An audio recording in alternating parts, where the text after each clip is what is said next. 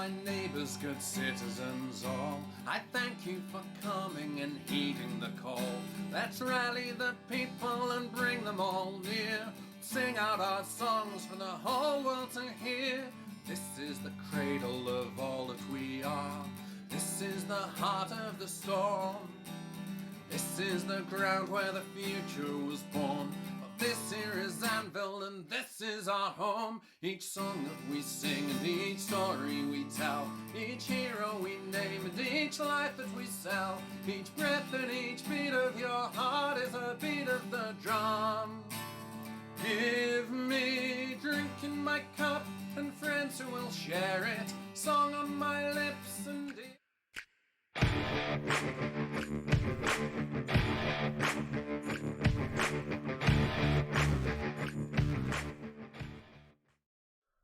Oh, hi everybody, it's me, we're back. We have the very, very bald with a better beard, Kyle. No, definitely not. Definitely not. How are we all doing tonight? I hope chat's all right. There's a little bit of I've altered the layout a little bit, so Kyle is all the way over there on my left for me. Chat is right bang in the middle, so I'm going to sort of go over there. Oh, at least I can point to things on chat. Oh, no. Oh, that'll make things so much easier. So, yeah, it's all a bit of a rush around. There was an accident on the motor. How many assholes we got on this ship anyhow? Dino Wookie 567 just subscribed to you. I hope everybody heard that. That was amazing. Oh my god, it did just the yeah. So the mug's back. Oh, let's move.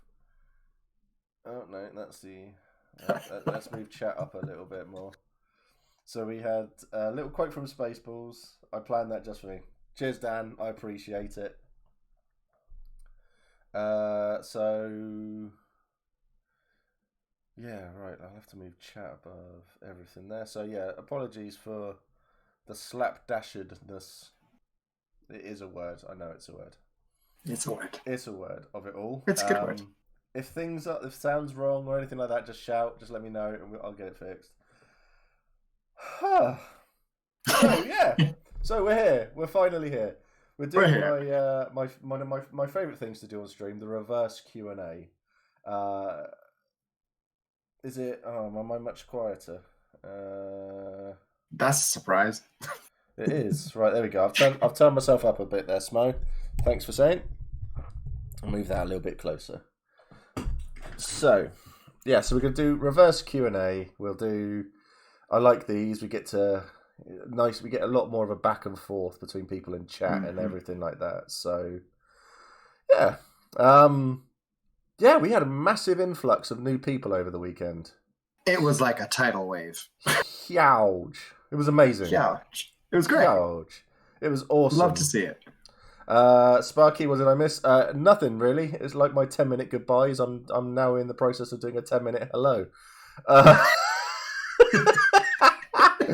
So, yeah, with loads of people join. I'm going to do the rules for the tent giveaway as well. I'll probably announce that tonight, and then I'll go from there. Lilio Hudden, yes, hello. So it's like a revolving door of new peeps. It was amazing. It was really, really cool. So hopefully everything will grow, get bigger, and then we can make more money on the channel to do more giveaways, better prizes, and stuff like that. The goal would be to do like a big, I don't know, buy someone a weapon every month or something. I think that'd be awesome. Stuff like that. Oh, posture check, fuck's sake. Oh. No, it's... Hi, Jada, how you doing? Yeah, so I've changed a lot of the audio and the GIFs for subscribers, followers, and the bits. So a lot of stuff has changed. Been one of the newbies. I have to say it was a very warm welcome. That is awesome, DB. It was good. It was nice to see your name pop up actually on the thing, because then you were straight in as part of the 1-bit army. So We love it. We love a warm welcome and a good morning. That's what we love at the Hefty Fam. the good mornings are amazing. They are so cool. Right, I'm gonna have to turn Kyle down in my headphones because he's really loud. Oh, I'm so sorry. Not for everyone else. Just for me. Just screaming into your ear there, Steve. Well, you're like my mother in that way. I was about to ask, bearded? Well, so there's a lot of stuff going on there. But yes, it's. I noticed when my phone went nuts this morning. Yeah, the good mornings are amazing, and everything. So it's really, really good. So yeah, we had the good weekend. We had the amazing meetup for the LARP Awards. That was incredible. Awesome. And it absolutely fantastic to see. We didn't win, but who cares? It was, we've got an amazing community, and we're fabulous, if I do say so myself. Absolutely fabulous. That's an old man joke. Sorry. Everybody in kit, it was fantastic. Still a better experience than the awards themselves. So yeah, we got Pete, Graham Norton, and Abby Terry Wogan to thank for those, and Raven as well, who are giving us all the commentary. It was amazing. I think we should do it again next year, but I think we'll send one person into the awards with a camera, and we'll just stream it, giving all the shit commentary over it. Perfect. It'll be amazing. It'll be hilarious. Oh. There's probably lots of other things, but I've just forgotten everything. So, yeah, as I said, there was an accident on the motorway, so Helen has been very, very delayed getting home.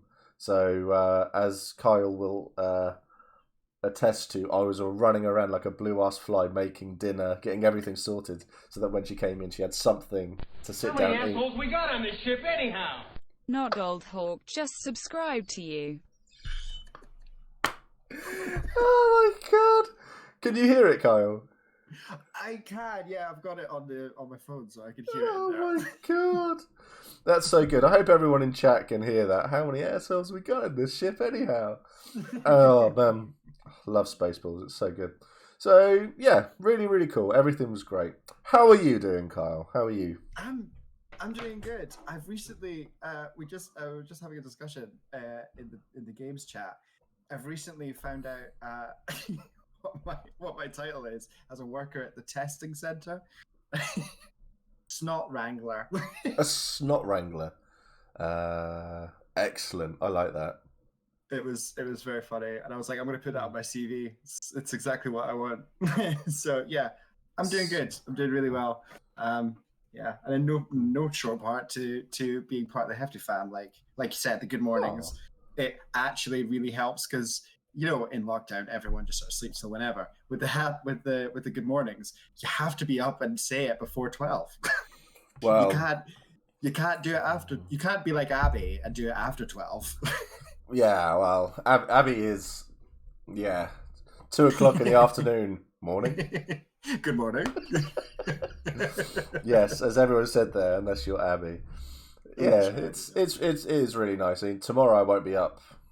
Well, I've been waking up at like 8:30 or 7:30, stuff like that, thinking, oh, I'm up late.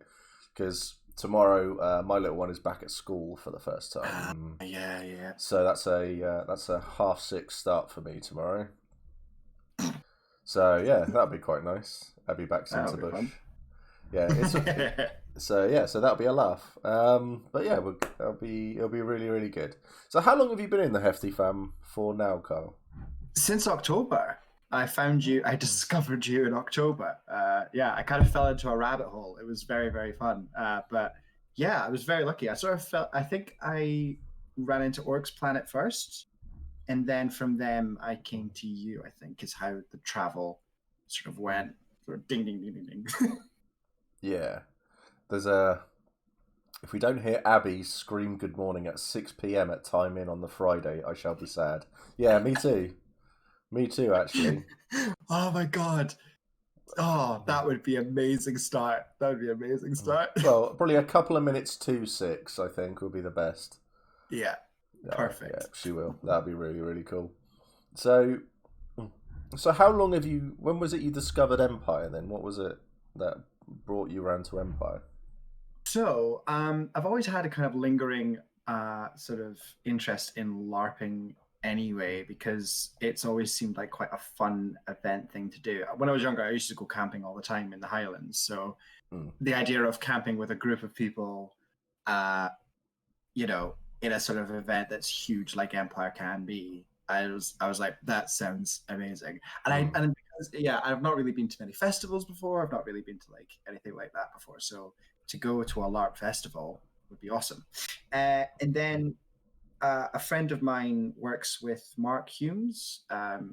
And so because of that, I saw Mark Humes's video about Empire. And I was like, that sounds cool. I'd never heard of that, but that sounds cool. And then sort of typed into Google just blase like Empire LARP videos. And I think like one of the third ones was just Orcs Planet. And I just was like, well, I mean, that sounds cool. I have no idea what it is. Cool, click on that. And then next thing I know, it's like, oh, there's a Discord server called Hefty Fam. And I was like, click. And then all of a sudden I was like, wow, this is a whole world of cool people that think very much like I do. So, and then that was it. And then, it will be my first ever LARP experience ever. It will be one of my first ever festival-like experiences. I'm just very new to a lot of things. That's awesome. That's really, really cool. I have to admit, I put in LARP into YouTube the other day, and because they always come up with like a selection of like 10 videos to look at, and 9 of them were mine. I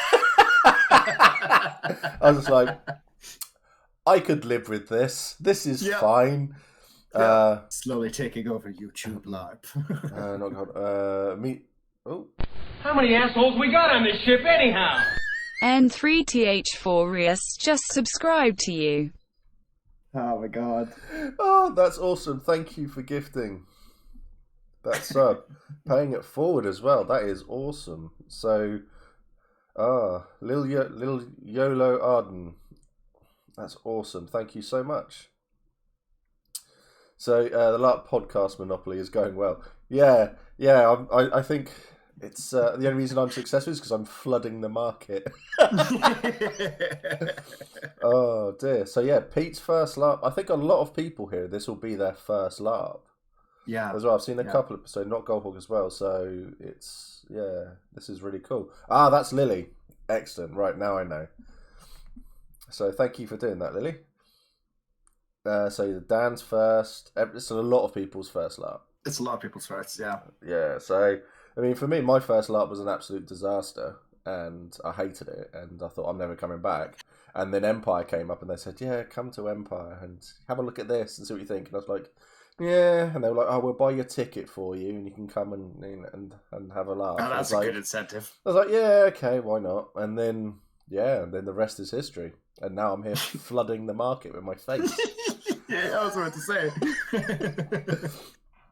Oh dear, so there's a lot of people there, but I think when we do the Hefty Fam meetup on the Thursday night, and everybody's there, they all come along and just sit down, chat.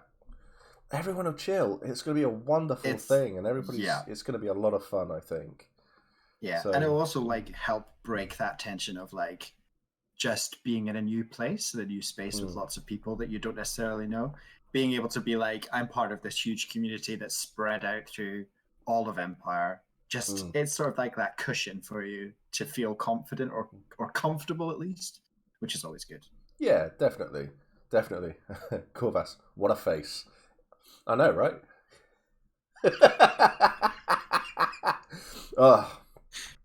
So you found out about Empire then. So out of curiosity, who is it you know with Mr.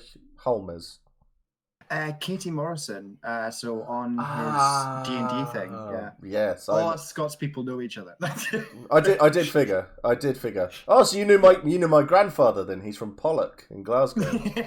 Yeah, really good friend of mine. Wow. Oh right, okay, Katie. Okay. Yes, Yeah, so I'm we aware. actually I'm went to aware school of her. together. So Yeah, we actually went to school together, which is it's really strange. It's weird. School broke up. We didn't see each other. We then met back up at college for a brief bit, and then separated again for like 3-4 years. And then all of a sudden, we were both in Bristol together, and we're like, we keep bumping into each other. This is great. Oh, it's fantastic. Cool. So has she ever considered coming to Empire, has she then, or? I don't think so, but she did, because I when I first discovered all of this stuff, I tweeted about it being like, I've already got an expensive hobby called D&D. I was like, thanks to Mark Humes and Katie, I now have a possible another one called LARP. And then Katie responded with, I've heard nothing but good things, and you're welcome. That's awesome. So, yeah. That's really, really cool. Dal said, as much as I loved my first Empire event, it would have been incredible if I knew more than a handful of faces. Yeah, I definitely agree with that. So you sat down with the Empire and you looked at the wiki, and how intimidated were you by the wiki? So because my partner's done a PhD, where he's put that huge document in front of me and sat it down in front of me, the wiki was like, oh, this is like someone sat down with a PhD. So I was a bit intimidated by it. There's a lot of stuff. I think the thing that is the most difficult for me to understand is the timetabling, like the timeline, sorry. Yeah. Like that is a lot of information. Yes, it is. It really is. Yeah. Not Goldhawk. You have to tell me your proper name, because I'm trying to remember people's names and stuff like that from their Twitch IDs. So they've picked on the next question I was going to lead into them. So how was it you decided on your nation that you wanted to play as? George! Fuck me. Sorry. Hi, George. There we go. Now we know. So go on, carry on. That's all right. So actually, I was originally, based on imagery and some of like the discussion that I'd seen on some of the videos, I actually thought Urzin at first. Okay. But then once looking at the wiki, I started looking at the magic side of the game, and I was like, this is an awful lot of information that I'm not sure about in terms of being like passionate about. I feel like with magic or with any part of the game, like you kind of have to be somewhat passionate about what it is that you do, whether it's like the politic side of the game or battle or whatever it might be. And I was like, I'm not 100% sure if I'm really into that. And then I sort of came across Highguard, and I was thinking about politics, because I love sitting down and having conversations with people. That's one of my favorite things to do, and debating and sort of just challenging people on things that they hold as true. And so I was like, oh, politics sounds interesting. I want to be nosy, basically. As I want to go into all the different fields. I want to go to the military. I want to go to this, that, and the next thing. Yeah. And I was like, but being a senator, you need to know a lot of people to start that process. And then all of a sudden, I was like, oh, priests get to go to most places without necessarily having to do anything, like get everyone to vote for them. And I was like, priest is probably good. And then Highguard, I ended up just. I read the brief for Highguard, and I was like, oh, they're delusional. Great. So I'm super up for playing somebody that genuinely every day of their life thinks that they are irreproachable. Yeah, I can see that. I've got quite a few friends in Highguard, and that's what they love. They love the politics side of it. And they love to just sit down with people and just like explain to them, right, this is why I'm better at this than you will be. And you say, listen to what I've got to say, and then we can go from there. And it's really, really interesting. So George has asked as well, are you considering a lineage? I'm not, no. I despite being reasonably good with makeup and prosthetics and stuff, I actually really wanted to lean into the Highguard brief of like the humans are sort of it for Highguard, if that makes sense. And I really want to sort of lean into that because it creates, I think, because I watched a video done by PD where they were like, conflict in any form, including just conversational conflict, creates game. It creates fun for people. As long as you're doing it in a way that checks it in and makes sure that you're not actually offending people, Yeah. it can be a lot of fun. And I was like, I kind of want to lean into that a little bit more. Like, I don't know, I just want to make the people that are around me or who interact with me on the weekend, I want them to have something to talk about when they leave at the weekend. I want them to be like, oh, there's this priest from Highguard. He's a dick, or whatever it is. Like, I want that to be my the response. You know what I mean? Like, that's fun to me. That's awesome. That's absolutely fantastic to hear. Hi, Dawn, as well.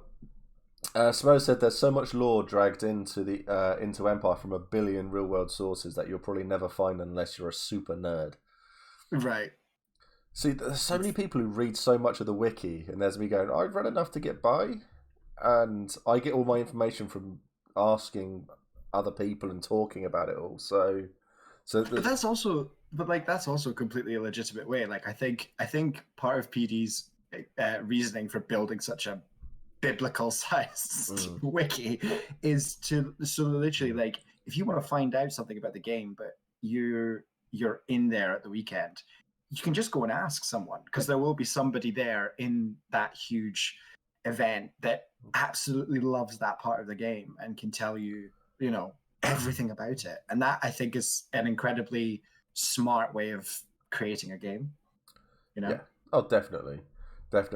Pete's asked, not having been to an event like this before, what's one thing that you're currently most looking forward to?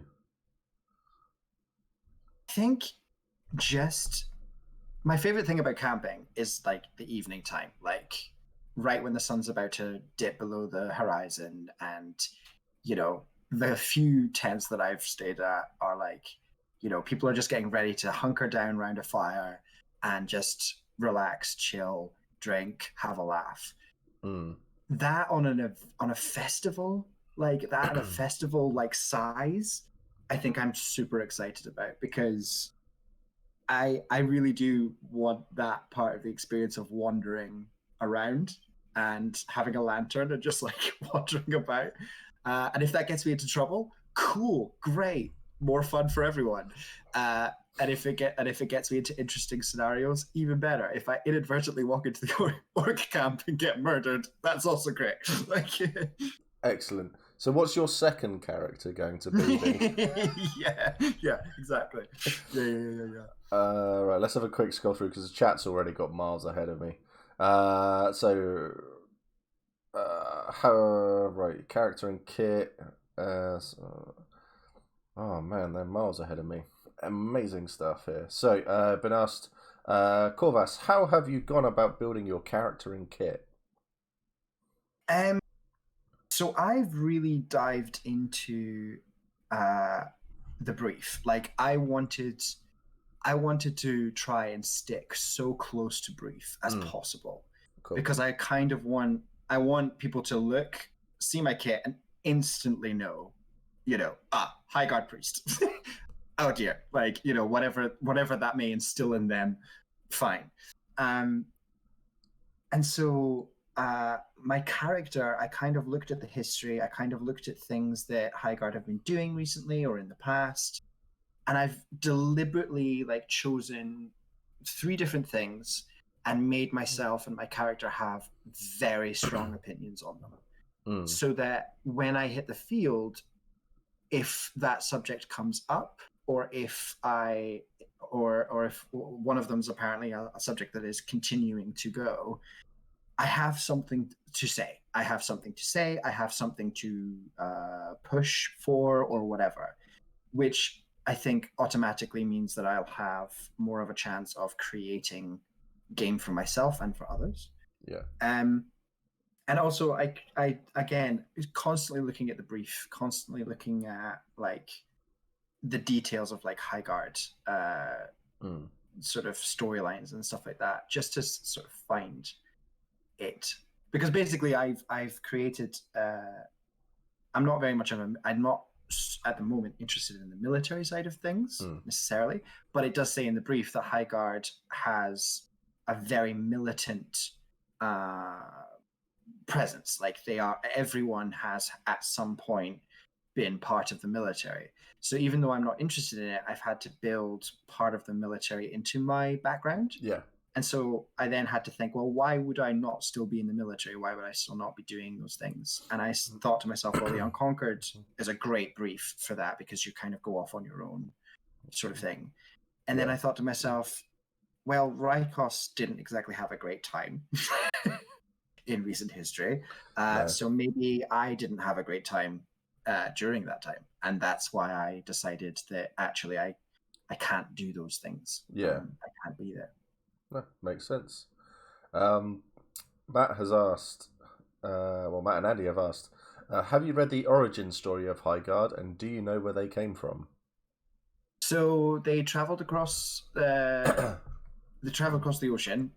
Were guided by two now paragons and exemplars, I think. Paragons, I think, or exemplars. I can't remember, but I remember that they were part of they were formerly part of another empire that was dying from disease.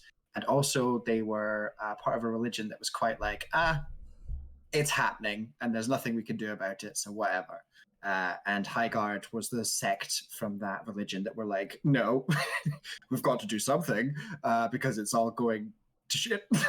And then they got on a boat and were like, bye, and left. And then I think it's please correct me, chat, if I've mispronounced it, but Atun, A-T-U-N, Atun, yeah. Atun, is it? Cool. They, interestingly enough, and something that again caught my eye, was they got everyone there and then were like, I'm going to go back, or I'm going to disappear off. And that's just, again, intrigue, interesting. Love that. So, yeah, very much part of my character history and opinions that I have as a character as well. Fantastic. See, I had no idea about Highguard at all. But I suppose when you've got no interest in a nation, then you don't really read up on it. Yeah, when you're diametrically opposed to that nation, why would you learn anything about them?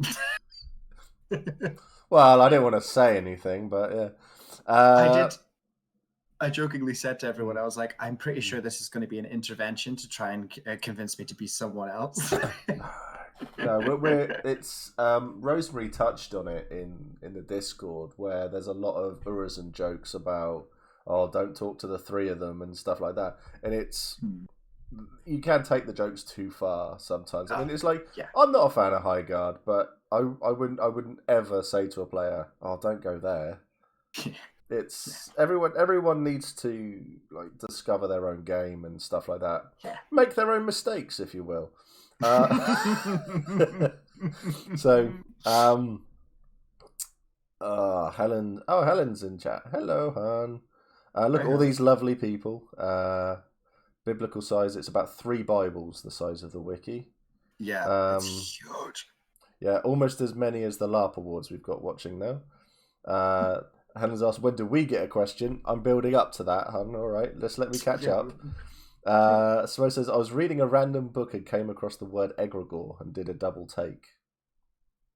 Excellent. I've seen a couple of mentions of Empire related things, but they're from older books, and it's just like, I see where they got it from now. Sparky has asked. Sparky has said he already knows more than I did going in. And what chapter are you a part of? It says on my name, the Cenotaph chapter, which I kind of fell into. Again, Hefty Fam attached me to the unofficial Empire Discord, which had a member in it who was like, if you're looking for a chapter, I have somebody who's an exarch of a chapter, and you can just chat to him and see what it's like, and if you want to, you can. There's no pressure to join or anything. And the guy was really cool. We had a good conversation about what my character is and what my character's intentions are. And then he was like, well, we don't have anyone in the chapter who's politically minded, or at least the people that we do have, for various reasons, can't dedicate themselves to that part of the game. So if you want to come in and shadow those people and then, forge your own path as part of the Cenotaph, that would be awesome for us.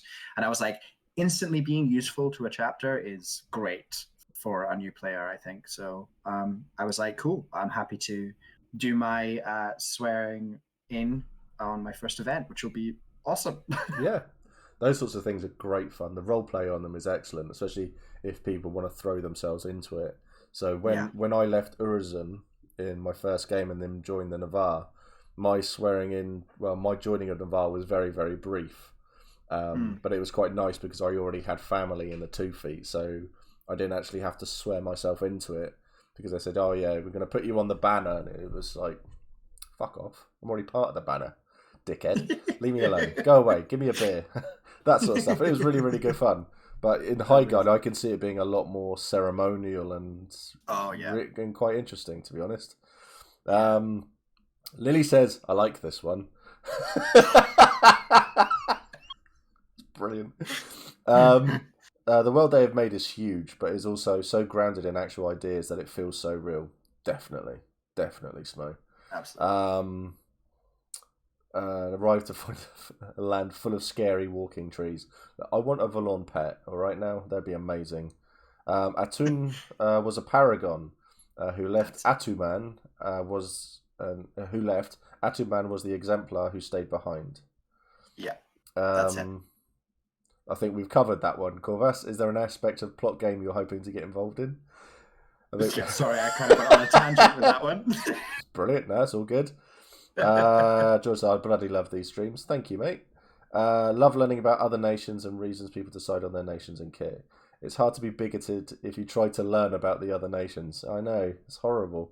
Right, it's so difficult. Let's scroll down, keep going. I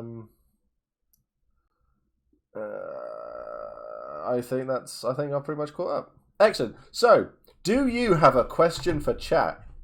I have lots of questions. I spent last night. I messaged Steve being like, "So should I come up with questions?" Steve's response was, "That would be helpful, Kyle. Yes." So I sat down and wrote some questions. My first one is, again, part of building a character is choosing skills. Now, there's been great advice about, you don't have to choose all your skills, you don't have to spend all the points, all that kind of lovely stuff, and that's great. But what I'm really interested in terms of priest skills is I kind of want to see which ones are the most used, if that makes sense, and if anyone has like a really cool experience of a priest skill that they've either witnessed or had done to them in the field, if that's appropriate to ask, I guess. And which priest skill is the most useful in the field? The priest skills are quite interesting because I find that a lot of the priest skills lead to a lot of awesome role play. So within the Navarre, they've got the guides who do with a lot of the priestly sort of stuff, and there was one who was dedicated to courage and having being able to dedicate people. I think it's dedicate. I'm not great at that one. Matt said, "Hallow is the one skill I really, really want, but orc." I mean, you made a choice. Yeah. Wow. Jesus. I'm joking. So yeah, Hallow is used a lot, but I think dedicate to. I don't even dedicate. I can't think of what it is. There's definitely dedication. Yeah, dedication. Anointing. That's the one I'm thinking of. Because he would come up to he would come up to our group and would be, right, we're gonna anoint you all and stuff like that. It'll protect you from like any of the effects. Because me and my group used to fight on the Black Plateau in Urizen, which is a nasty place. It's a horrible place. I love it there. On my background, Mac was actually born there, so it might explain a lot. Oh, that explains a lot. It does explain a lot. So, wow. And it was, so he would come up to us and he'd be like, right, I'm going to anoint you all and stuff like that. And then he would start to go off on a little spiel and stuff like that. And then he was going up to each individual and it's like, I know you're like this. Because he knew us all. It was like, I know that you're like this. I know you like to do this, but do this, think of this. Think about this. This is what bravery is. This is what courage is. And he would tailor it to every single person in our group. And it was amazing. It was incredible. That's amazing. He came up with it all off the cuff, but a lot of it you could see that he knew everybody and was able to just talk about it. It was really, really cool to do and watch. So it was but he's been banned now, That's so cool. never mind. Sorry. Yeah, anointing is really helpful. Excommunication was used on Yale. Yes. Excommunication's an interesting one as well. I've definitely, because I've chosen excommunication because I made it in my sort of character belief system that's like a fate worse than death. Like that's what Silas truly believes, is that if he was ever asked to do that to somebody, it's like, you must have done something real bad for this to happen to you. Yeah. But then I also kind of wondered, like, that probably isn't a frequently used skill, I would imagine, because I don't imagine every weekend like people are just going excommunication. No, That'd be a bit extreme.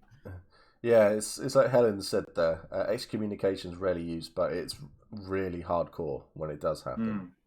Yeah. So, I might keep it as just like a back burner one. Maybe. Yeah. What skills have you taken, if I can ask, or haven't you? I pretty much, I've at the moment taken nearly all of the priest skills because I couldn't decide. Wow. But luckily, I can still swap and choose between them because I'm still able to edit the character for the moment, so I can still swap in and swap out. Yeah. But yeah, I just couldn't make a decision, which is why I asked that question, because I was like, I don't want to have a skill that I'm just like, I never use this. Do you know what I mean? Like, yeah, I just wanted to. Great. Yeah. No, that's cool. A Varushka skirmish required over 30 plus anointings and several consecrations. That's awesome. I like those sorts of ones.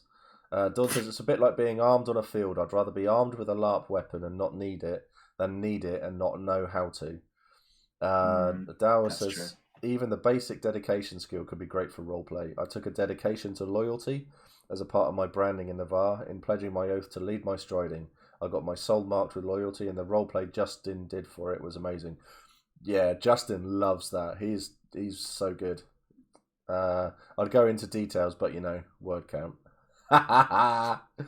Excellent. Is Exorcism good for the Black Plateau? I don't think anyone of us got possessed. I think we came up with what was it called? Black glass weaponry that we found, and that was bad. So that was an exorcism, because that led to a couple of people being a couple of people being ... Yeah, they had to essentially be pinned down, knocked down, anything down, because they were going to kill people. They were attacking everybody in sight. It was amazing. It was really, really cool. Just sounds like Mac was on a holiday.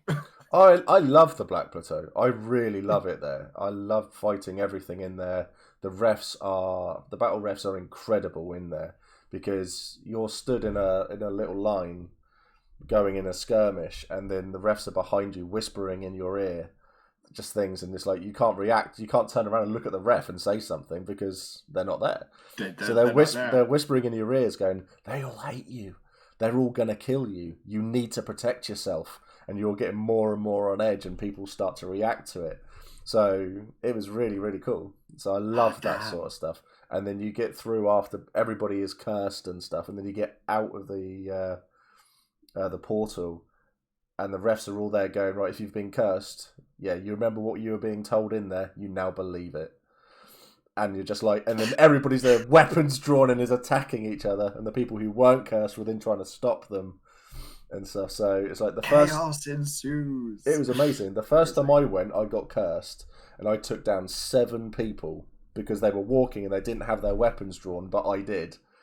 And I was just like cleaving, just smacking everybody. People just went down, and then it was other people like put me down, and then I had to have an exorcism done or anointing and something done. But it was amazing. It was great. So the priests are very, very important, and they're a really big part of the game. So I think you're going to have a great time. Great. Dan, that sounds cool. Yes, DB, it was amazing fun. It is really, really cool. If you get a chance to go on a skirmish if they say, yeah, there's something weird going on, try to go. really try to go, because I've got too many skirmish stories. I've got loads. I think I'm doing a skirmish stream on Wednesday where we're just going to sit down and tell stories. So I'll save I'll save my stories for then, but that's going to be a lot of fun, and we'll just sit down, chill, chat. So yeah, right. You got any more questions? Well, I hope you've got more questions. I've got loads of questions. Excellent. I could fill the time. So you're just talking about exorcism and stuff. So I think you've covered my next question, which was basically just how often is there ghost issues in Anvil? Because one of the things that is really, really cool about a Steward of the Dead, which is part of the brief or an archetype of priest in Highguard, is the reason why Highguard loves bells so much is because in Necropolis, which is basically a city of the dead, apparently souls that don't want to go to the labyrinth don't like the sound of bells, so everyone has bells. And I'm very happy to say that I've bought my bell. My bell is in my house. It's great. I've got a bell now. Amazing. But I'm wondering, you kind of answered it already, I guess, because you did just say when they say a skirmish is happening and something weird is going on, try to go. I imagine that's mostly where ghost things would happen, or have random ghost events popped up in Anvil? They've happened in Anvil itself. Wow. There was an incident with a load of ghosts in, I think it was the Synod, and priests were being summoned from everywhere. They were just screaming for priests, and anyone like that. So they just came running, and that was a lot of fun to hear about. I didn't really pay too much attention to it myself because I had no need to. But yeah, you do get the odd bits and bobs that do happen in isolated locations with the refs. So yeah, as Foxcars just said, whispers through the black gate creates ghosts in the field, but that is where I've mentioned on it before. So Justin played my uncle Kiartan, and he was killed in a battle, and we were able to summon him back. Oh, I've seen this. Yeah, and we can literally just say hi, and then we have a little chat. Yeah, we have a little chat with him and stuff like that. They do a lot of the times for people who've been murdered, to have a chat with them just to say what happened, and they then talk through it all. So you get a lot of stuff like that. Justin, when we summoned his body back, he thought he was still in a battle. So he came running out of there, attacking anything that moved, really, and he was armed to the teeth. It was great fun. But then you sort of they chill out, and you get to have chats with them all. So you might be able to get involved in something like that as well.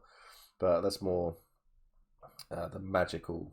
That's magic. Yeah, that's more magic. So still, having a priest on side for that, just in case things go wrong, is probably a good decision. Smart decision. Yeah, it has made me think. I wonder if PD are ever waiting to just throw ghosts at people in that situation, just to say, "Yeah, this person is now possessing you. You need to go off and do this," and stuff like that. That would be a lot of. Sometimes evil ghosts come through it too. Yeah, they've been a few incidents where they've summoned a few people, and someone extra came out. Yeah, someone who wasn't meant to come out. No, not you. No, you go back. And they come out, and then bad stuff happens, and that's been a lot of fun. But Whispers Through the Black Gate is a great thing to experience. I've only ever done it once, and it was really, really nice. A bit too emotional for me, and that it was funny, and then you could see it was to get a little bit serious, and then it became we're sorry, gonna miss you. And then I had a really nice moment with Justin, because his character never forgave me for moving to Wintermark, and all of this sort of stuff. So we were picking on each other so much, and then he was there with a vape, and he was just saying, "Oh, where's Mac?" And so they called me over, and I'm stood there. Obviously, I can see him, but I can't. I'm not meant to be able to hear him. And the vape just says, "Oh, he wants to say something to you," and I'm going, "Oh, here it is, coming in." And he just goes, "I'm proud of him. Tell him I'm proud of him." And I was just like, "No, you dickhead! How dare you!" And like that. And I was just like, "Yeah, I'm fine. I'm all right." But you get stuff like that. No. It's the roleplay is amazing from it all. So it really, really is very, very cool. But when I say things like, if something weird's happening, go and do it. you need it can be anything from husks, Valorn, werebeasts, a big spirit, so like all the Varushkan stuff, so they got a lot of it. It could be a lot of different things there, which is why I say, because there are things in the Empire that we haven't met yet. Right. They're referenced, but we haven't met them yet. We haven't seen them yet. We haven't fought them yet. I haven't proposed to it yet. It's lots of things like that. So you get to do... So when I say, if you get a chance to go off on something where they say, yeah, we don't know what it is, we don't understand it, go. Definitely go, because you get to experience something maybe for the first time. Yeah. So, I mean, I got to play a Tyrannid for the type-looking thing. It wasn't a Tyrannid, but I got to be the first time that they had encountered them in the field at Anvil, in a battle, in a skirmish there, in the battle, which was great fun to do. So there's lots of stuff like that. So they just say, yeah, there's something, when they get the Trigoni, yeah, thank you, Matt. When people say there's something here, or there is something there, but we don't know what it is. Right. I love them. As soon as I read that, it's like, done, sold. Yeah, Max off. He's straight to the gate. Yeah, pretty much. I will always go running for those because I just Amazing. want to meet those sorts of things. Like if they ever say Valorn, love fighting the Valorn. Really, really do. Apart from when they have husks, because those things they run at you, they'll hit you, they'll poison you, or they'll venom you, and then you kill them, and then they'll be back over there, and then they'll just be back again, and it's just like a never-ending supply of husks running at you. They're great. No, Ben, I'm not reading that one out. Oh dear! I can't see the chat, so I'm not sure what he said. He's doing the Ghostbusters song. Something strange in your neighborhood. Who you gonna call? Mac and Grim. I mean, it's a great great decisions. Thank you, Ben, for that. Oh. Terry's something strange in the neighborhood. Who you gonna call? Mac and Grim.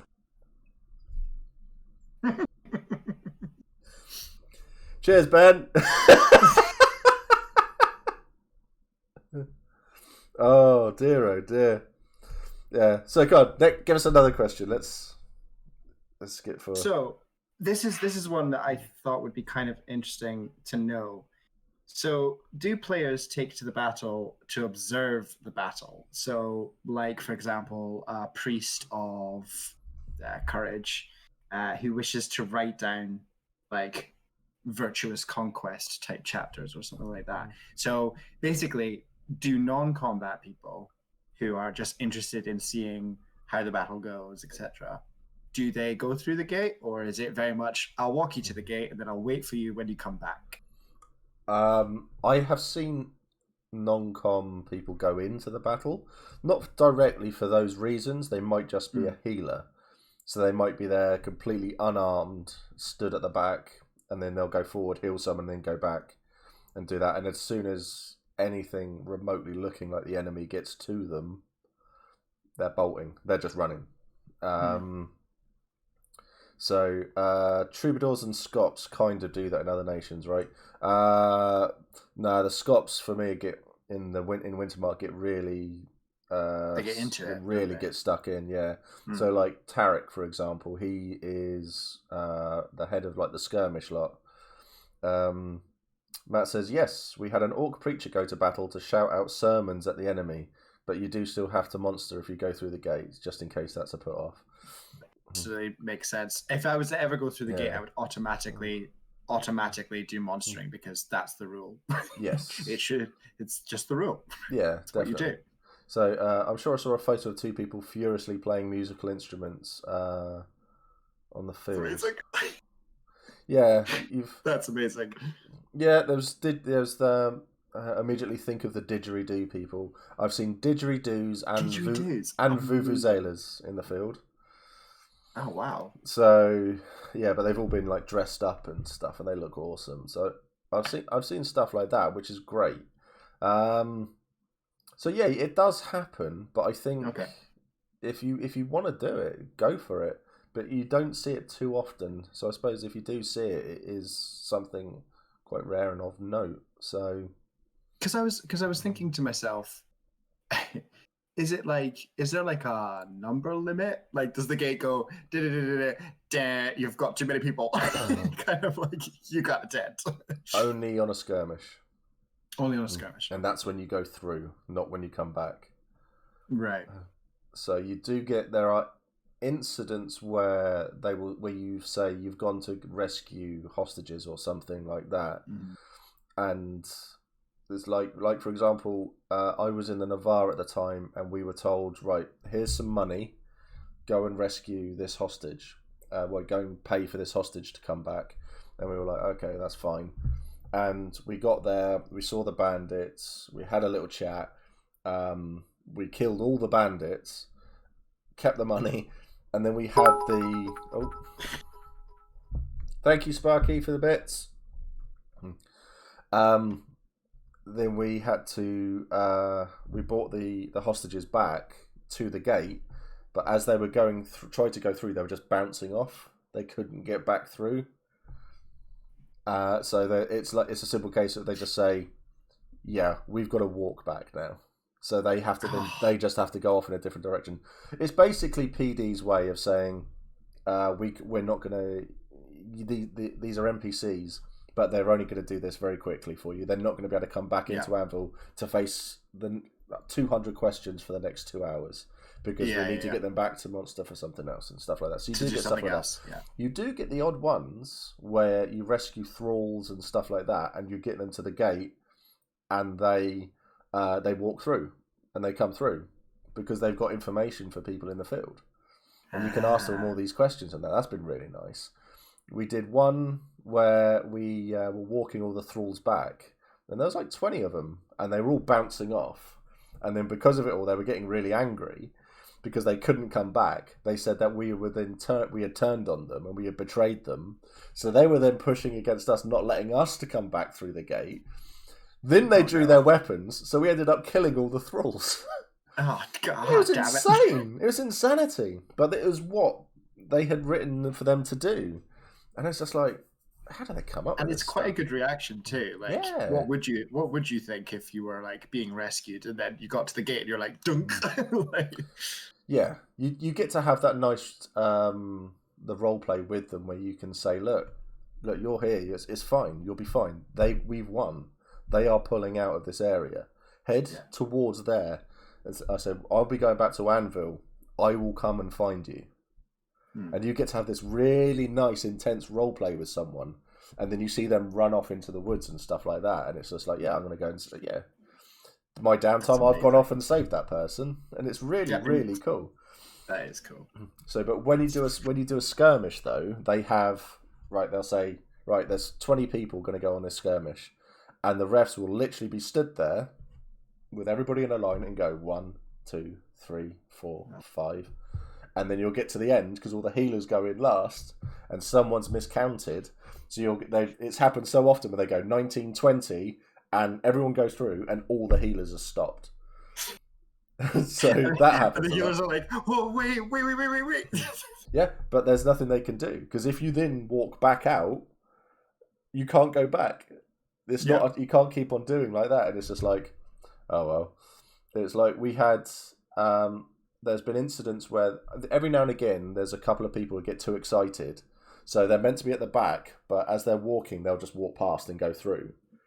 So other people, I have been on a skirmish where the person leading the skirmish was counting people through, and then went to go through, and the ref stopped him and said, "No, you missed out." And we're all stood on the other side going, "Oh, this is going to be bad." What the fuck do we do? It was great. It was so much fun. There's actually a picture of me on that skirmish because I'm just stood off to the side and I'm just pissing myself laughing at everything. While people are trying to do their own thing, there's no one in charge, so everyone goes running off. And I had about 4 or 5 new players stood with me because I'm quite loud on the battlefield. So they're also like, "Well, what are we doing?" It's just like, "Stay here." So you had like some Urazeni went running off to attack a group of people, and I was just like, "No, don't follow them at all." They said, "There's like, look, you can see them there, but there's another 20 of them over there. So don't follow them. You'll get cut off and killed." And lo and behold, they got cut off and killed. So we just stood there, and then when they got closer, it was like, okay, they've surrounded us, but we have more of us than them, so let's just go and wipe them out. So everyone goes running off, and I took a casual stroll because I buggered my back that event. So that was my one skirmish. So that I did with my bad back. So I literally stood there and I was walking towards the enemy, and the ref knew I'd done my backing because I was chatting to him about it as we was walking us to the area. And he was just like, it was so funny. He says the orcs were so polite, waiting for you to walk up and kill them. It was really good. You also Helen's just said there as well. This is a bit of a tangent. I do apologise. The best bit of a battle is watching everyone come back and then hitting the floor when the herb they use run out as they run through the gate. So like bad injuries and I can't think of what they're called. Jeez, my mind's completely gone. So you get all these bad wounds and stuff like that. So it's like you read the effect of it and like trauma cards essentially, and they just say it does this and so. But when you get back, and then you get traumatic wounds. Thank you, James. You walk through the gate, and then you just go bonk. You're straight down. You're just straight down. And that's it. And it's so much fun to watch. It really is. Because when you walk through the gate at the beginning, everyone's there going, good luck, come back, and all of this sort of stuff. When you walk back out, you've got the hospital organising everybody there. So it's like, you get the first person walking through, they'll limp, and then they'll go dunk. And it's like, go! And you get two people, grab them into the hospital. Grab the next one into the hospital. But then you get like the whole big blob will turn up. And like 8 of them will fall over. They'll have to stop everyone on the other side of the gate. Everyone's screaming, everyone's shouting in pain, and all of this. And the hospital are dealing with it all, so they get all their amazing roleplay for like healing people up, fixing wounds, and all of that. And it's great. And then you're just sat and you're just like lying on the floor as they just go, "Yeah, right, come with me. Right, what's wrong with you then?" It's like my friend Kit. He walked out, he collapsed on the floor, then, well, what's wrong with you? And then he handed them 12 traumatic wound cards. And they were just there, it's all like, oh shit. They're looking through it all. And they're just like, we don't know how to respond to this. He was. They dragged him into the hospital. I think there was like 6 people working on him. It was great. It was so much fun. But you do get the bad traumatic wounds where it's literally... I have seen a traumatic wound card, not on me, but on someone else, where it says, you've got this, and they opened it up, and it just says, there's nothing you can do, they are terminal. And the doctor, the medic, then has to lean over and just like, there's nothing we can do for you, you're terminal. I'm really sorry. So go to your friends, go to your family, go and enjoy, and that's it. It's like, oh shit. I'll go to the pub now. Oh, bees in the bones. No, it wasn't bees in the bones. It was something to do with their heart. It was something to do with their heart, and it was a magical trauma that they had. And it literally just said, as soon as you have left this area, your heart is just gone. Yeah, your heart is slowly stopping. It's like the Kill Bill thing. Punch thing. Yeah, it was pretty bad. Take 5 steps, hearts explodes. Pretty much, yeah. So yeah, the record is 15 to 17. I've seen orcs need trepanning to release shit out of their skulls. Yep, I've seen that. Ribs have to be opened so they can do stuff and then closed.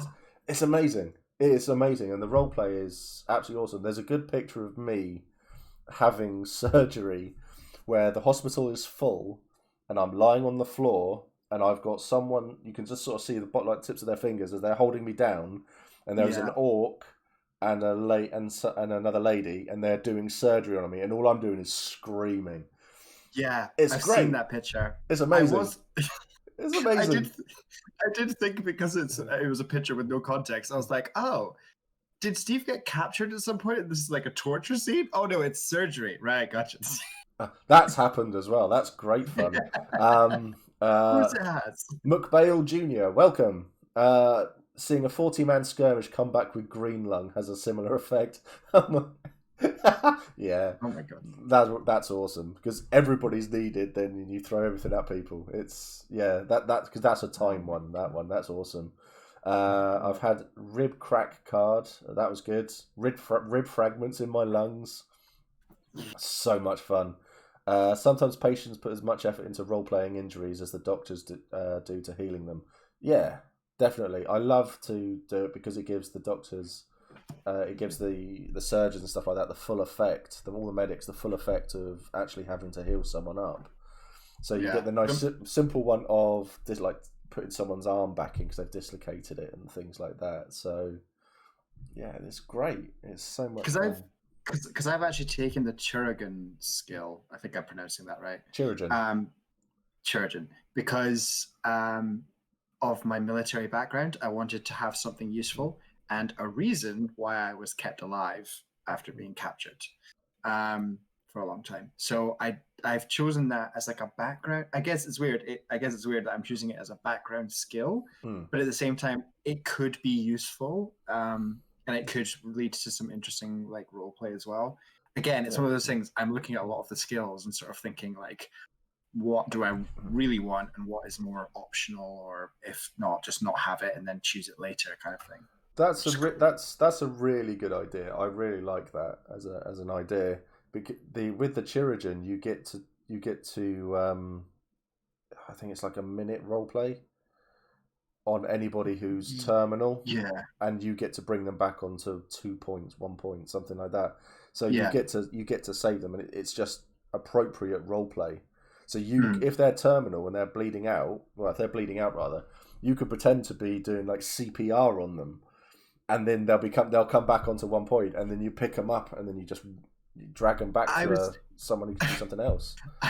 I was thinking that as a priest dedicated to wisdom, I was going to tell the body that it's wise to keep living, and that's how I would heal someone. It's just being like, hey, brain, it's really wise for you to actually just heal yourself and to get up and to carry on, because the other way is not a good option for you. Yeah. Like something along those lines. But yeah, I just thought it'd be cool. No, it is. That's a really, really cool idea. I really like that. There's with the hero calls as well. You get like "Stay with me" is a really good one. I mean, I've got that one, and you hear the different ways that so many people do things. So someone's lying on the floor. I've seen with a cleaved leg. So with cleave, you can't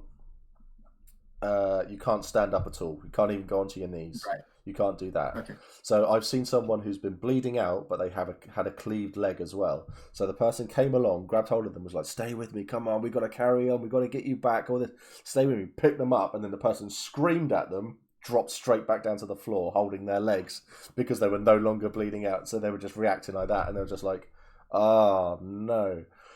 And so there's more stuff to do. So that's when you see the line fights going on and you see people go down, you will see people sort of like on the floor grabbing them by the legs and dragging them through to get them out of there. So there's it's real intense role play with the whole thing. So, but yeah, with you having the Chirurgeon thing. So if you were just watching a battle and you saw someone down and you knew they were just bleeding out, you would be able to do it yourself to pick them up again. What you do to do it is completely up to you. Yeah. That was the thing that interested me about that skill, is it was just like appropriate role play. And then when I watched the hospital sort of live stream that you did, like I remember one of them said that one of them used their pride to like have more pride in yourself, heal yourself, come on, you can do it, kind of thing. Which is, I was like, that's such a interesting, like, creative way of doing healing, which is, you know, just as valid as like wrapping someone with different things. It's really cool. Dow says one of the green lung traumatic wounds I had was vines growing in the back of my eye sockets, and they had to remove them. They come up with some amazing ones. That's really, really good. It's like the bees in the bones ones is good. Green lungs fun. Yeah, there's a lot of good ones. It's a very useful skill just to have, definitely, Matt. Helen says, technically I'm a chirurgeon, but God forbid I have to save any of you. I also like the idea of people who have taken skills and are just like deliberately bad at it. Do you know what I mean? Like that kind of idea of being like having the Chirurgeon skill and then just being like, yeah, I'm gonna hit you with my like fake like mallet thing. Like I'm gonna hit you with that because that'll heal you. What? Like it does happen. There's so many things you can do. It's great. McBale Jr., one of my Carter used surgery with a knife, a bottle of whiskey, and bad language. That's brilliant. I would love to have seen that. That's awesome. That would have been amazing. That's amazing. That's fantastic. There was in the Navarre. There is a legendary player called Len, and he used to take the field as a healer, but he couldn't run. He couldn't really do much, so he walked around, and he had a few people with him. And I remember him healing me once, and he came up to me. It had a tiny little flask, tiny little bottle, like that, and it had a black liquid in it. And he just said, he goes, "You're okay with whiskey, aren't you?" And he had a tiny little whiskey and Coke. So it was all mainly Coke, but with a tiny little drop of whiskey in there as well. And it was just like, you could taste it, and it was nice and warm, but it was just like, oh, this is brilliant. Where's the rest of it though? Could have done with a bigger bottle. So a lot of people come up with this. Everyone has their own unique ways of doing it all as well. It's fantastic. A friend of mine treated people's wounds as interesting research notes rather than reasons for concern when healing. Wow, that's awesome. Amazing. That's incredible. Everything comes down to your character, your background, what you have decided they should be like. But be prepared for a lot of stuff to change when you're in the field, because you'll find that, I don't enjoy doing that. Oh, this will be more fun to do it this way, and it all changes, and it's really, really interesting to see what people do. So, yeah, I'm totally and utterly prepared to arrive and like step into the political game, and then suddenly realize that actually it's not everything that I thought it would be, or whatever, and then just changing to something that I find more interesting, I suppose. I don't think that will happen, because from what I've seen, what I've heard, what I've talked about with different players and stuff, it very much seems like what I'm interested in and passionate about anyway, in terms of the game. So it's unlikely to happen, but I'm more than prepared for it if it does happen. What I'm interested to see though is if I end up becoming more military towards it, because as I said, I'm not interested at the moment currently in it, but who knows if this character survives for a while. I mean, it depends entirely if he meets Mac in the field or not, I suppose. But no, you'll be fine. You'll be fine. Yeah, I'll be fine. So yeah, but we'll see. We'll see. Who knows? I might end up being on the front line as well. Who knows? I'm kind of excited to see if that is something that ends up happening. I don't know. I'm not holding on to anything. Do you know what I mean? I'm not being precious about anything in terms of the ideas. Yeah, no, that's good. That's cool. As long as you're having fun at the end of the day, that's all that matters. That's the main. I was enthralled by a talk about healing with animal finger puppets. I think they were a marcher. It was amazing. I mean, that makes sense. That's really cool. That is really, really cool. Right, so next question. So, nighttime roleplay or after time kind of roleplay, how does that work? Because obviously, like I said, my favorite time is to like wander around sort of in the evening kind of thing. But I know that the Senate building, all I've heard is that the Senate building can get weird later on in the evening. But I'm just kind of wondering what the kind of rules surrounding continuing the game in the character area whilst it's not in time, if that makes sense. Yeah. Or time in, sorry. Senate is 24/7 time in. So you could wander there at 3 a.m, and if you're stood inside that building, you're in character. Okay, cool. If you get to like 1 o'clock in the morning and it's time-ish, So if you want to, if you're in an area where everyone is still role playing, and then you carry on role playing, but you find that's when people start to slowly drop out of character, and then it's yeah, that's about it. But that's down to you and the people that you're with. So I've been sat at Hurst Hall, and we have been having quite an in-depth conversation until like 2:30 in the morning. And people have come along going, "Hi everyone," and stuff like that, and we've just gone, "Oh, we're still timing," and they've gone, "Oh, okay," Right. and then they walk off. And if someone comes over in character, and we just go, "Yeah, we're time-ish at the moment, so we're not really in character at the moment," and they just go, right. "Oh, okay," and then they walk off. So it works both ways, but it's how you want to deal with it. So it's good to know the key words there, though, like time-ish. That's not a term that I'd heard before, so that's useful. Yeah, it does happen. For me, I normally, it's when I see the shaman player walking around without his mask and hood on, and that, so he has this really ornate Naga mask that he wears, and he's incredible. So if I see him walking around and that, so yeah, well, as John's just pointed out, on the flip side, you get at 1 a.m, some halls go, right, Disney songs, and then they just start singing Disney. Oh, no. I have seen people in that hall come walking outside and go, "We're still having in-character conversations in here, can you drop it for a bit?" And then they've gone back to in-character songs. But it does, that sort of stuff does happen. But it's just a case of just have a couple of words here and there, and people will chop and change. Yeah, just letting people know. Exactly. That's what it's the same with everything in life. It's just a little bit of communication. Sparky says it stops when you crawl back from the Orc camp at 3 a.m. after amazing stories, drinks, and food. Yeah. I've got involved in some Wintermark things in Senate until like 4 or 5 a.m. Cool. M says, I won't be awake long enough to still be in character at 1 a.m, although I may wake up again for Disney songs. Fair. No, no, says Pete. Yep. I think the rule really is whatever you're doing, just be mindful. Not everyone else is. So, yeah, you get a lot of stuff like that. Dawn falls asleep in her chair at 11:30. Just because it's 1 a.m. doesn't mean everyone has stopped yet. Yeah, because I've been sat with Grim. So me and Chris have gone off, and it's been me, him, his Helen, and someone called Rhiannon. We have been off until 4 o'clock in the morning in character. Damn. We found our own little area, and we just sat there carrying on drinking, talking in character. And I think that was after a battle where everything had gone so badly thanks to Dawn.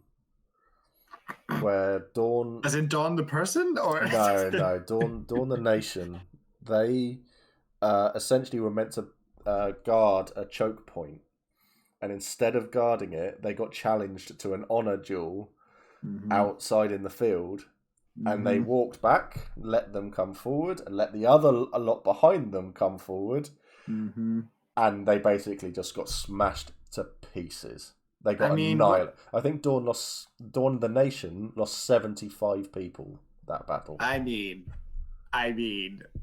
it's what you expect at this point from Dawn. So things don't make sense. Yeah, basically, it wasn't great. That wasn't great.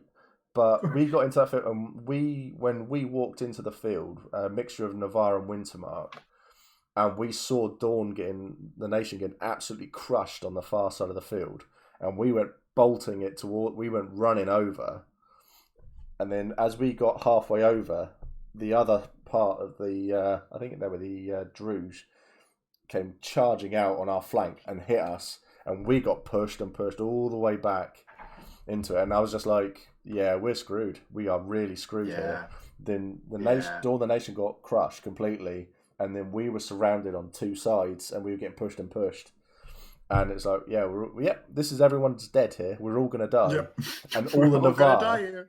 There is a photo of Kit stood on the other side of the gate because he was leading the Navarre charge that was waiting to come through in the third wave, and he's just stood there with arms crossed, just looking because he knows that because he was playing my brother at the time. So all he can see, all he's known is that Dawn's dead. Dawn's dead. Gone. My brother is over there. So Drew's honor battles. So he's like, I can't think who it was. I don't think it was the Jotun. Might have been the Grendel, I suppose. But I can't remember who it was. But it was. As a wisdom priest, that entire sentence hurt my soul. Oh yeah, we're gonna have an honor fight with an enemy. Yes, smart decisions. It was bad. It was painful. But it's still talked about in the field. Everyone's blaming Dawn now in chat. I'm sorry, Dawn. Steve has managed to distract himself from the point of his tangent. I forgot what my tangent was. I don't remember what. No, neither do I. No. No, completely gone. Whoops. Yeah, well, never mind. Was this a main battle or a skirmish? I think it was a huge skirmish, actually. I think it was the really, really big skirmish, like 150 man skirmish. Sorry, 150 person skirmish. So, yeah, really, really big. It was bad. Just bad. A lot of fun afterwards, but bad. But bad. Yeah. Oh, I remember you were talking to Trot and you were in a separate area. You were all having a conversation. It was till like 4 a.m. or something. Yeah, so we That's what it was. So yeah, we just sat there until 4 a.m, all in character, and people would walk past, and they're just like, "Oh, can I come and join you?" It's like, "Oh, we're still in character," and then they were just like, "Oh, okay," and then they'd walk off. So it's like, but then I've been sat out of character on my own by my fire, just having a beer, and someone's walked past going, "Oh, can I come and join you?" And I've gone, "Well, not really." I said, "That's this sort of time. I'd rather be on my own right now. No one around, peaceful." And they said, "Oh, can I have a beer?" It's like, "Yeah, have a beer." They take a beer and then they walk off. Yeah. And it's like, "Yeah, of course, chill." That's great. And stuff. So I had a different story from the Dead Dawnish. Long story. The dead always lie. So I saw Liam pop into chat as well. Hi, Liam. Haven't seen you in a stream for a while, mate. How are you doing, buddy? I hope you're doing okay, mate. I'll have to have a good catch up when this is on YouTube. Yes, this will go back on YouTube. Right. Next question. So I had one about. So obviously, I said that like as a priest of Highguard who has some strong opinions on things, I expect that I will probably have sort of verbal confrontations in character with other players. Yeah. Which is fine. What I kind of wanted to ask chat was, does anyone have like any really memorable verbal confrontations that they've had where it like the etiquette of being able to ensure that they are okay, both of the parties who are engaged in that, was handled in a way that was quite good. So like, you know, always checking in and going like, out of character, are you okay with this? But I kind of want to see if there's ways that people have done it that doesn't necessarily break immersion, if that makes sense, but also not being precious about immersion when you're checking in on someone anyway, if that makes sense. Yeah. We'll ignore what Helen convoluted said. Question. No, it's all good. We'll ignore what Helen said there. Always end an argument with a punch. So, man, all of Mac's proposals, yeah, they never end well. Yeah, I keep forgetting about the streams. Been catching up on YouTube. I'm doing good, thanks, Steve. Good. I'm glad to hear it, mate. Glad to hear it. When you're chatting away to people, when you're going to have that sort of confrontation, I know for me, I have carried on shouting at someone, and in the same sentence, I've asked if they're all right, and then gone back to shouting at them like in one really long sentence. Right. So I think you're a fucking prick, but I hope you're all right at the moment, and then I'm gonna kill you later on, and stuff like that. And it's just like, oh, okay. Look at the confusion. It's like, and then they reply in kind. It's like, yeah, well, you're a twat too. Yeah, I'm fine, thanks, but then we're gonna have a bit of a fight later. It's like excellent stuff. But the big thing of literally just saying, it's just when it's done and they're looking at you, just going, "You're right," and they'll go, "Yeah," and that's it. It's just it's like a half a second thing. You okay? Yeah. Yeah. Cool. Carry on and stuff like that. But I have had the arguments where I've been shouting at someone, and you get the tears in their eyes, and it's like, "You're right," and they go, "No," and they're like, "Okay, I'm too angry to deal with this," and I'm walking off. And then it's like they've got their space then. Yeah. So, but a lot of people do it in different ways. I see the people who don't like the confrontation, making someone that uncomfortable that they're so I've seen them literally just stop everything dead and just like, well, let's go over there and have a chat, and then they fit there and then it's sort of like just walk away with it. So there's lots of ways of doing it. You'll find your own way of doing it. Helen likes a strongly worded letter. She has done a strongly worded letter before. Yeah, really good. It was good. I'm still waiting to see how that one unfolds, to be honest. Yes. Well, that's actually something I wanted to mention as well. Like, sorry, sorry, you go ahead. I'm reading chat, and it's just George. I hate you, but hope you are comfortable with this with this confrontation. Do you consent to being shouted at? I might steal that. Yeah. A lot of it can be done with body language as well. A nod or an okay hand signal between each other can work very well, especially since it's not audible to others. I've seen two dudes discuss a shanking under their breath during a shouting match. That's amazing, Dawn. It's been so long, I'm sure he's forgotten it. No, because I'm going to bring it up with him, because that situation I see has to be dealt with. Ooh. Yeah. Yeah. Intrigue. Yeah, because the other people in the hall aren't happy with it either. So, and I'm head of security for the hall, so I might get to job someone. You've got to do what you got to do. You know what I mean? I don't need encouragement. What's to say? George says, I honestly love how careful Empire players are. I don't think careful. I say thoughtful. Yeah, thoughtful. Yeah, if someone's that bad, then they will. My first, this is from Dal. My first event, I had a ghillie cloak because I didn't realise it was a piece of clothing, particularly to the Leaf's daughters. Oh man, I read that bit and then a chat popped up there, so it's also yeah. To the Leaf Stalkers, they spotted it, came over, and as they'd been fighting in Spiral, a bunch of them started having a go at me and getting really angry. As they were, one of them stepped a bit to the side and said, "This is IC, by the way. It's one of our things. If you don't know, it's fine." And then later on, while I was getting good, the ones who shouted at me came to make sure I was fine, getting food. That's cool. I like that a lot. That's a really nice way of doing it. I do like. It's a smart way of doing it. Yeah, I like to check in on people and stuff. So yeah, absolutely. Because like I said, I'll be engaging a lot with political, probably very opinionated and very strong opinionated like sections of what's happening in the story and in the game. So I do expect that, you know, tensions will rise, and also being of high guard, if it's kind of almost like a responsibility for me to say something that's not that's going to annoy someone. Yeah, it's like... So yeah, just being able to know the sort of, I guess, how the etiquette sort of works and how best to approach that is just something that I want to be aware of, because I don't want anyone to feel, I don't want to ruin anyone's game. That's the biggest thing. I don't want to ruin someone's game by doing what I think would give them game and then it ruins it for them instead. Yeah. I want very much for anyone to feel comfortable to be able to go, this is too much, and me to go, cool, I'm going to walk over here, or I can give you more time, like whatever you need.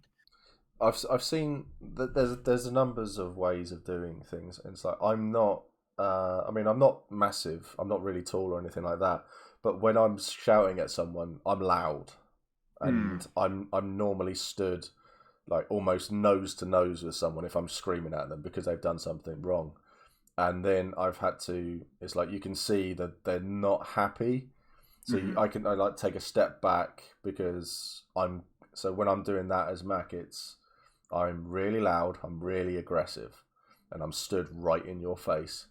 And then it's like you can, if they take a step back, I won't take a step forward. Yeah.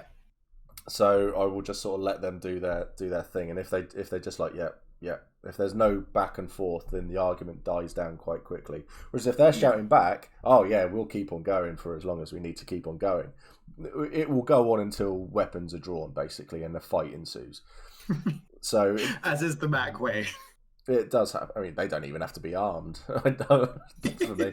So there's lots of ways of doing it like that. Helen put in a really good one. Angrily use the phrase, "Do you really want to start an argument over this?" That's a good. That's a great. That's way. Brilliant. Yeah. Liam said, I had this saying with a friend when I was in cadets because our unit had a bad rep. So we used to say to other cadets, if someone steps to you on the first day, punch them in the face. I feel that's not going to work well at Empire, but maybe just life. Yeah, don't do that at Empire, Liam. Really, don't do that at Empire. You're a lovely lad. Don't want to see you get banned immediately. Don't do that. But yeah, argue back. Feel free to argue back. P says, does anyone remember the advert where dad cuts daughter's hair badly? Mum comments on it, so he blames it on the hairdressers. Takes daughter to a hairdresser's while mum is in the car. Inside, dad is waving arms around, pointy fingers angrily, but is saying, sort this mess out and I will pay you twice. You're very, very nice people. But from outside the window, it looks like he's shouting angrily. I don't remember that, but I feel like I need to find it now. Oh my god, it's such... Yeah, he's like screaming at them going, you're a really, really nice person and you don't understand what's going on here, but I've made a massive mess and I need you to sort it out for me. My wife thinks it is your fault and I'm going to pay you triple your rate. Excellent. Someone needs to find it and put it into the voice chat dump channel. Oh god, it's so good. I hadn't thought about that advert in years. Yeah, no, neither have I. Taller than me. Oh yeah, but everyone's taller than you, Pete. My issue is after doing so much theatre acting when getting angry, I forget how much I project when I'm angry. So I can imagine having icy argument and being too loud. Nah, it's fine. It's just a case of being aware. Because remember that you aren't your character. You are a player, you're portraying a character. So just be aware of what you're doing. And if someone looks like they're uncomfortable or they've taken a step back away from you, don't follow them. Don't do that. Okay, you need to, or it might just be a case of for a while you get used to the game. Try to avoid that form of confrontation until you're more comfortable with your ability to do it. So there's a few things there. And also the other side of it's also completely valid as well. Being able to say to somebody that you're not in it for that part of the game, if that makes sense. You're not in it for that part of the confrontation. Like maybe physical combat's absolutely fine, but the verbal combat is not something that you're interested in. And so like being able to say openly, like, I'm not in it for the verbal confrontations. Like I'd much rather to have, a nice conversation or whatever it is. I think that's also important as well. Oh yeah, because there are some people that just don't like verbal confrontation, which is absolutely valid as well. Yeah. Okay, let's go to your last question then. Pick your favorite. My last question. Pick my favorite. Okay, I think it's a little bit out of character. It's an out of character question. Awesome. But what is your arrival setup usually like? What does it usually look like on a Thursday or Friday whenever you arrive? Chat /Steve.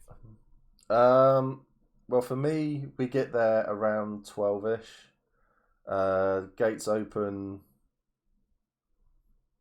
The voice chat channel is now just being spammed with an early 2000s Yellow Pages ad. Okay, everyone can stop spamming it now. I'll start deleting it. So yeah, you'll turn up there, you'll have a full car. There'll normally be a queue of cars waiting. Gate crew are there. They do their hi, have you booked online or do you need to pay now? If you need to pay now, you go off to the side, you pull over to the side and you just have a chat with them all. If you've already paid, they take your name and they mark it off, and then you pay a $5 to camp on the Thursday night, and it's well worth it. You then go through the gate, and then there'll be someone there who'll direct you. So if you say High Guard, so it's either if you're Navarre, Wintermark, Dawn, they tell you to turn right into the woods, and you go through the back way down through the woods, down into the field, and all the way down there. If you're everything else, you go further on, and then you go down the hill in the main field through everything there, and you get directed from down there. It is well worth getting everything straight out of your tent. Well, get your tent out first, get your tent put up, then get everything into your tent. So then you can move your car to somewhere a bit more suitable, so other people can then set up and do their bits and bobs. £5 cash they prefer. Yeah, so I've read that. Yeah, so £5 cash. So yeah, so you get that all set up, and then you can then do all your little bits and bobs. So you can put your fire pit out, you can then put your bed up, you can get everything tidy, and then when you're done with that, you are sat there and you're looking around as everyone starts to arrive. You walk around the field, you go and see people and all of this sort of stuff. So that's pretty much the way of it. So for me, we throw everything out of the car, we get the tents up, we throw everything into the tents, and then the car is just there. But where we are in Wintermark, you come out of the woods and we are directly there on the right hand side. So the cars are all just parked up there. Don't park on the road, park on the grass. Yeah. Because otherwise you're blocking the road. So that's normally the way of it. And then we have 3 things set up there.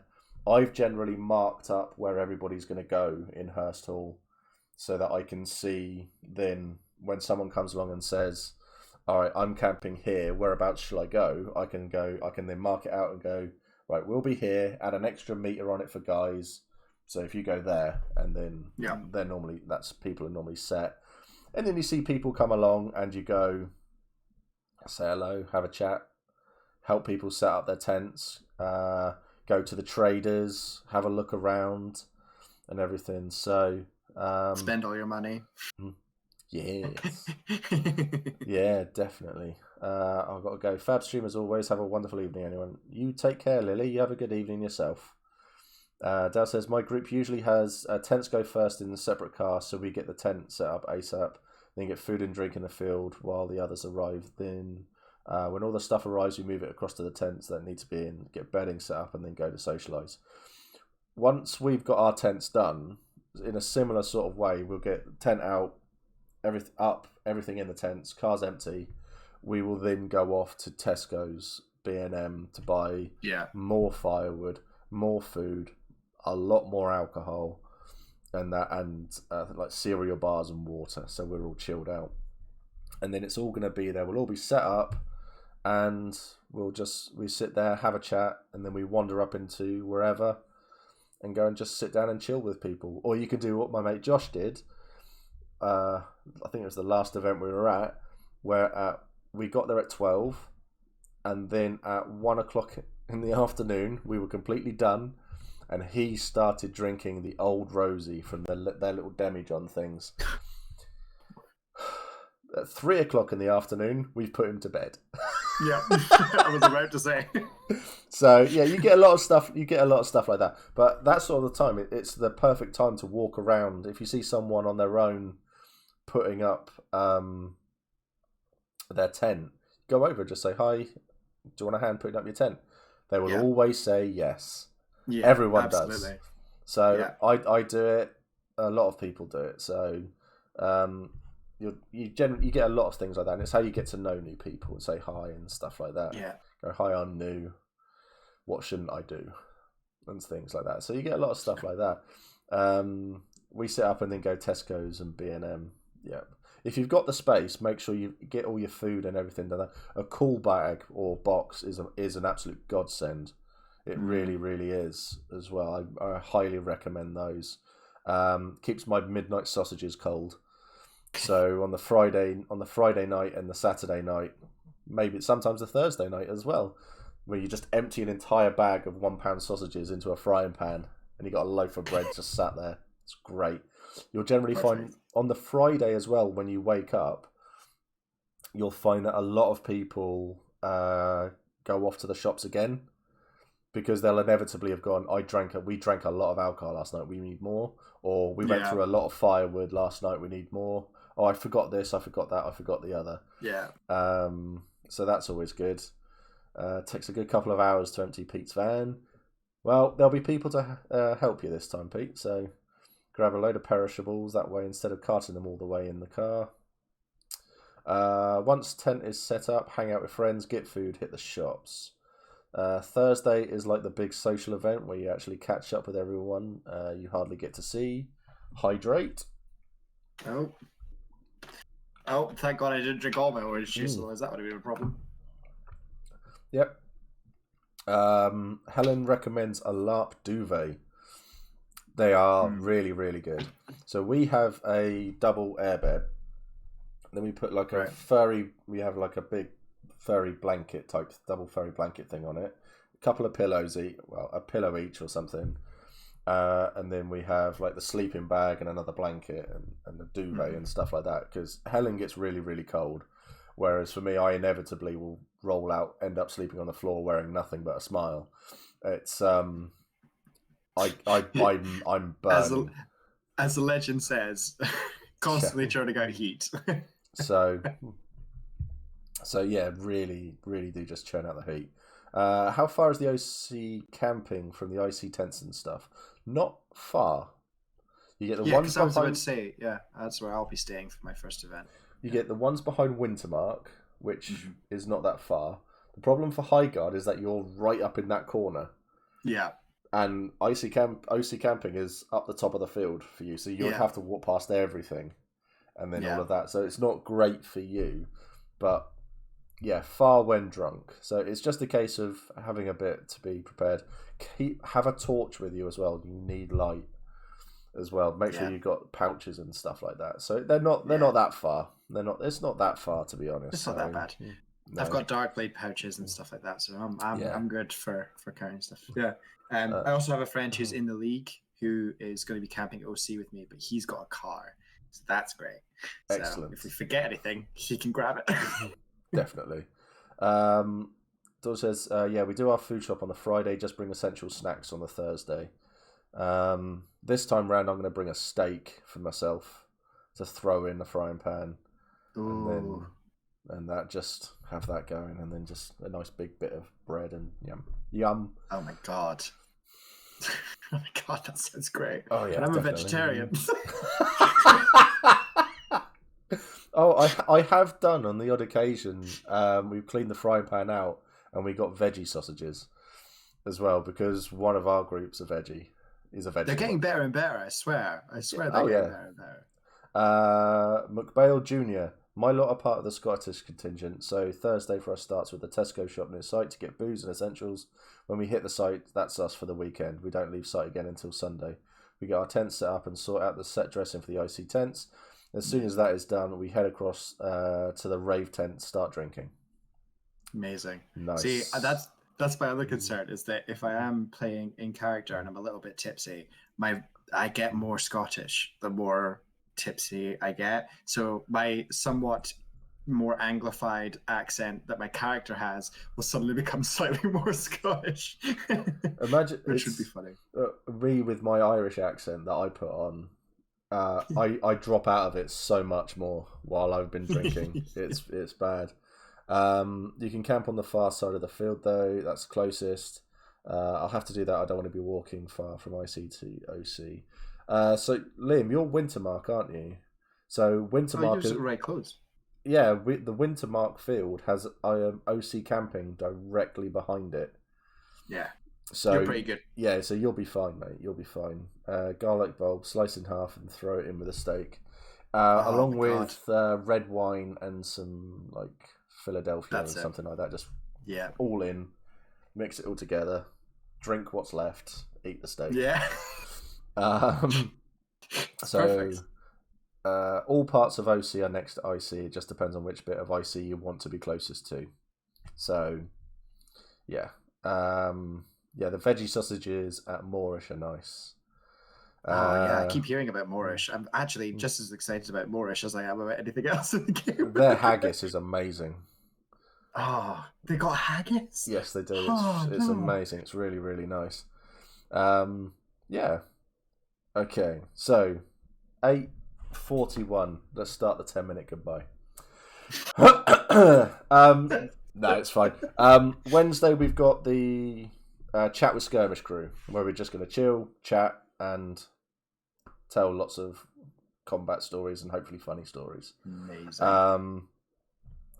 We're going to... So for the tent giveaway as well, if you're a new player or don't have a tent, have an IC Bell tent, you can enter.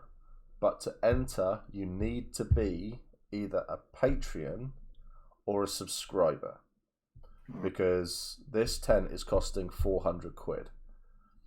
So, I would rather it went to someone like that who was in the fam and would watches and stuff, rather than... How many assholes we got on this ship anyhow? MRAGI87 just subscribed to I missed you. that.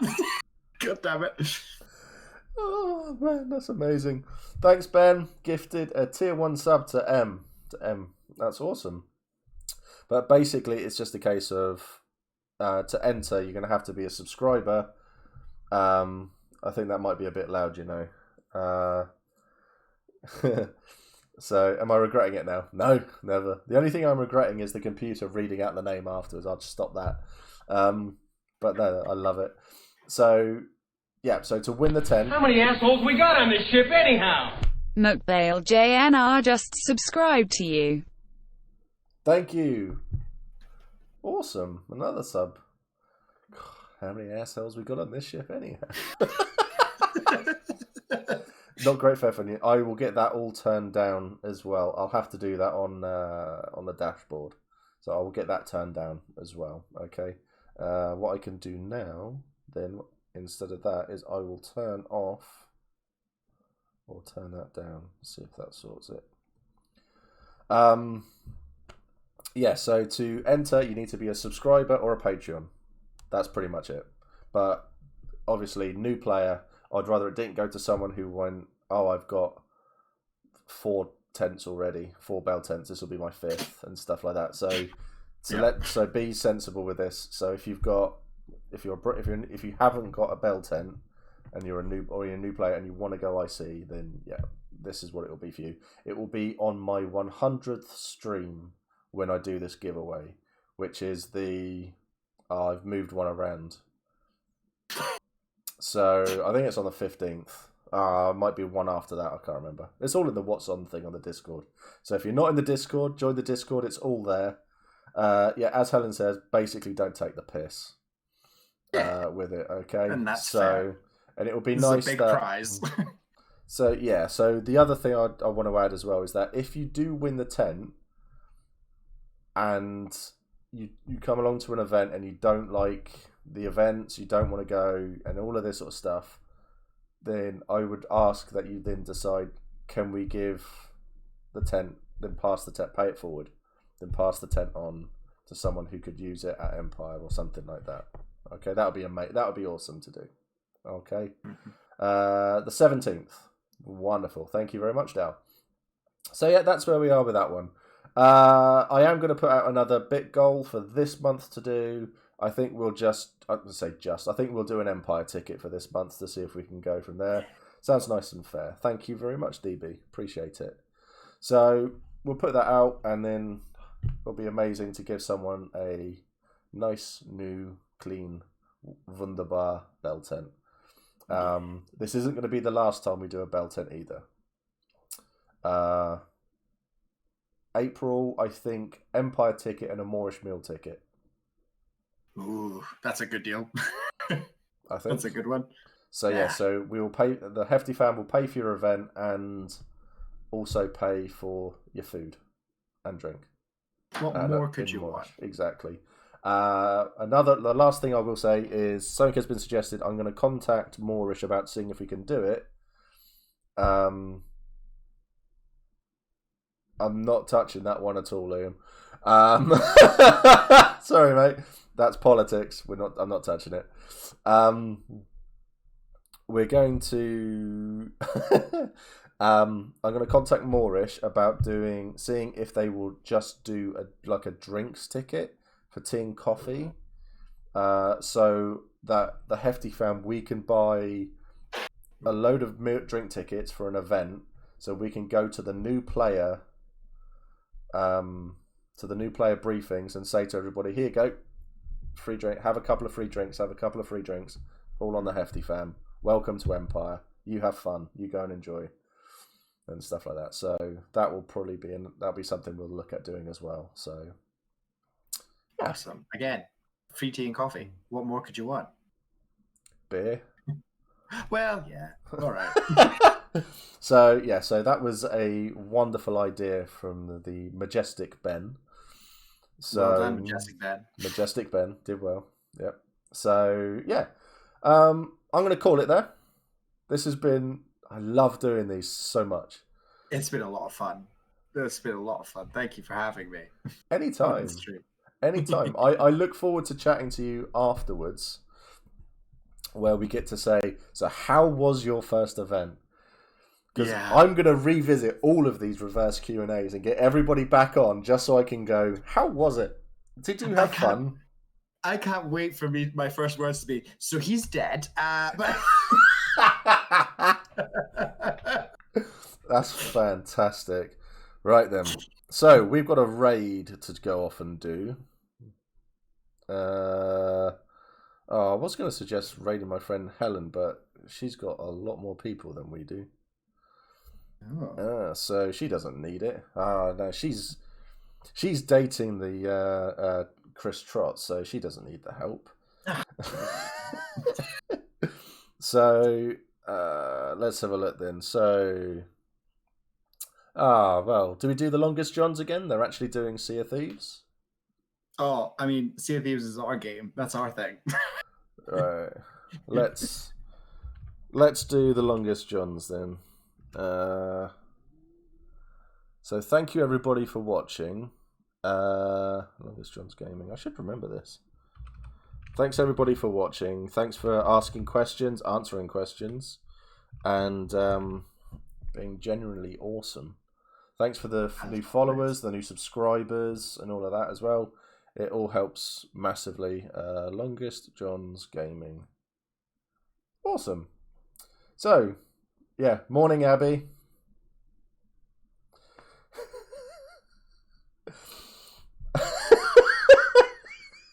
So, right then, let's get this raid going then. We're going to go off Longest Johns, say hi, tell them we love them, and all of this sort of stuff. Thanks for coming on, Carl. You're a legend, mate. Cheers, man. Thank you for having me. Bye. Bye.